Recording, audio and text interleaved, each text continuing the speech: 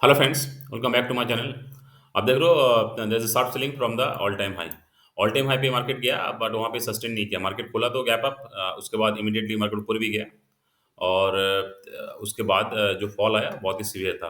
आप थोड़ा सा देखो ईयर 7 में जिसने भी ट्रेड किया होगा बहुत ही अच्छा प्रॉफिट मिला। जैसे मैंने यहाँ पे ईयर 7 में एक ट्रेड लिया था।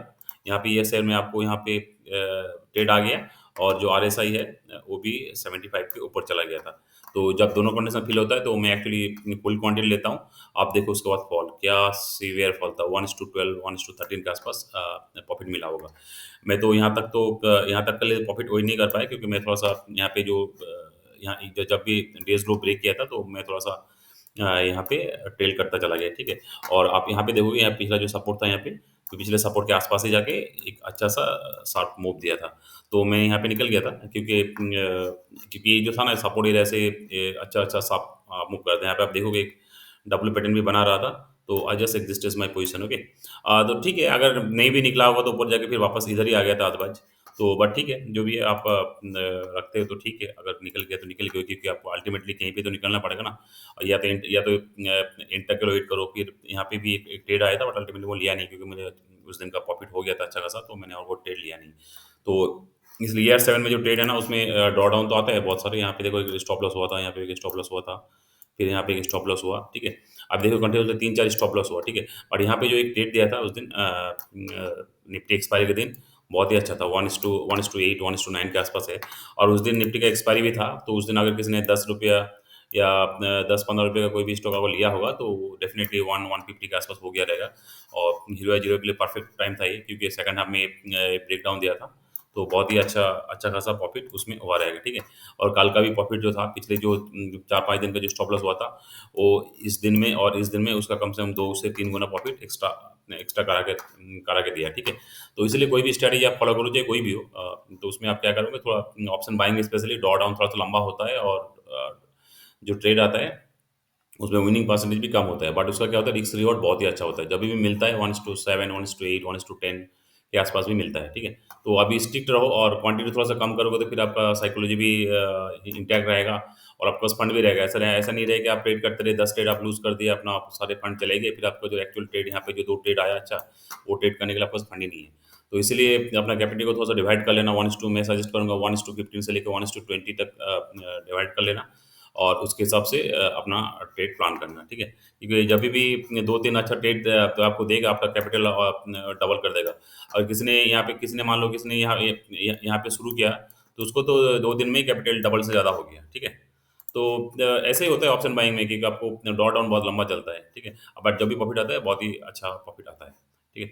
तो अभी थोड़ा सा बैंक निफ्टी देख लेते हैं। बैंक निफ्टी हम कैसे ट्रेड कर सकते हैं मंडे को, ठीक है। तो बैंक निफ्टी का भी ये सर में ट्रेड मिला था, बट निफ्टी का ट्रेड थोड़ा सा बेटर था, ठीक है।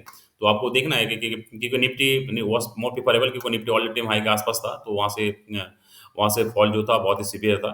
और प्रॉफिट बुकिंग के लिए नॉर्मली फॉल आया, और एक रूमर भी चल रहा था डीटीसी कोड के लिए, गवर्नमेंट के लिए, उसके लिए भी एक फॉल हो सकता है। तो अभी देखते हैं हम कैसे ट्रेड कर सकते हैं बैंक निफ्टी को।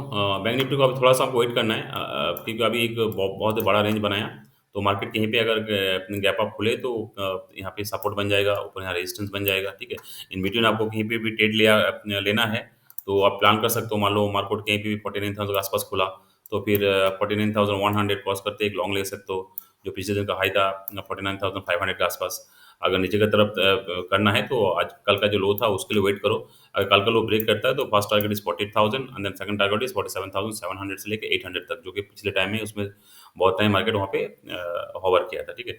आप डेली चार्ट पे देखोगे तो आपको थोड़ा सा समझ में आएगा कि मैं किसकी बात कर रहा हूँ। देखो, आप यहाँ पे देखो, यहाँ पे बहुत ही बड़ा सा कैंडल बना था यहाँ पे, ठीक है। 47,700 के आसपास है। आप यहाँ पे देखोगे काफ़ी देर तक बहुत सारा कैंडल यहीं पे ट्रेड किया है, आप देखोगे ना, बहुत सारा ट्रेड अपने यहाँ पे ट्रेड किया है। तो वहाँ पे एक रेजिस्टेंस, वहाँ पे एक सपोर्ट मिल सकता है। तो हमारे लिए तो अभी ये जो कैंडल है उसका हाई लो हमारे लिए इंपॉर्टेंट है। इंटरडे के लिए आप छोटे मोटे जो स्विंग था उसके ऊपर बाई करके इसका हाई, और नीचे अगर ये ब्रेक करता है तभी अपना शॉर्टेड लेना है, ठीक है। और टारगेट इस टाइम बड़ा रखना है, क्योंकि इस टाइम टारगेट हमारे पास काफ़ी बड़ा है, क्योंकि ट्रेंड लाइन देखो यहाँ पे टच किया था, नीचे आया, फिर वापस यहाँ पे टच किया। फिर अभी हमारे पास अभी ट्रेंड लाइन के टारगेट की प्रोबेबिलिटी है, कोई श्योरिटी नहीं है कि आ सकता है, बट जब भी ट्रेड हमारा फेवर में आए तो हम ट्रेड कर सकते हैं। और पिछले दिन भी जो पिछले वीडियो में मैंने बताया था कि मार्केट जब भी ऑल टाइम हाई के आस आता है, एक दो डॉजी बनाता है, उसके बाद फॉल आ जाता है। अब कंटिन्यूस काफी दिन से देखो, यहाँ पे आया, फॉल आ गया, ठीक है।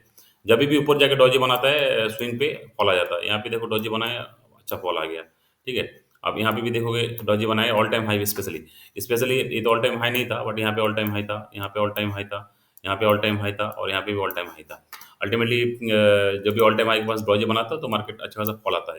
तो यहाँ का जो फॉल था, यहाँ का जो फॉल था, अभी तो ये हुआ भी नहीं है, 20% भी नहीं हुआ है। तो हमारे पास अभी है, यहाँ तक फॉल के लिए जो चांसेस है, ठीक है। तो अगर फ्राइडे का लो ब्रेक करता है, तो पहला टारगेट 47,700, नेक्स्ट टारगेट 46,600, एंड उसके बाद जो टारगेट है 46,000, ठीक है। बट ऑब्वियसली 48 का एक लेवल है, 48 का लेवल में हमको देखना है कैसे वहाँ पे बिहेव कर रहा है, राउंड राउंड लेवल है। और 48,000 में बहुत बार स्ट्रगल किया था, यहाँ पे देखो कभी भी 48,000 हो जाता था, फिर वहीं पे रेजिस्टेंस लेके वापस आ जाता था। स्पेशली 47,700 से लेके 48,000, ये लेवल में बहुत टाइम तक मार्केट ट्रेड किया था।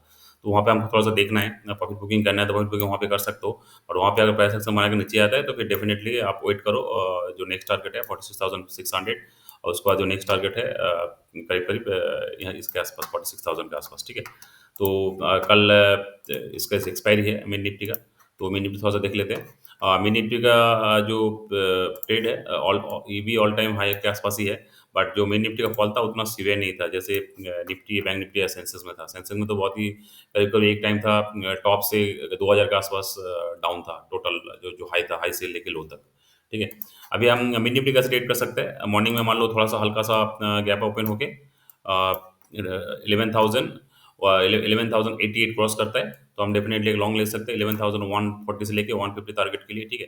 अगर नीचे की तरफ थोड़ा सा वेट करने हैं हमको, आज का जो लो है वो ब्रेक करने दीजिए। अगर लो ब्रेक करता है तो हमारे पास अच्छा खासा एक फॉल का चांसेस है। यहाँ पे अगर सेकंड हाफ में, स्पेशली सेकंड हाफ में ब्रेक करता है, तो आप जो भी हो उस टाइम 8 रुपये या 10 रुपये का जो भी स्टॉक होगा, उसका 50% स्टॉक ला के आप 50-60 पॉइंट के लिए टारगेट कर सकते हो, 1:7, 1:8 के लिए आप अपना टारगेट प्लान कर सकते हो, ठीक है। तो अभी तक के लिए इतना ही।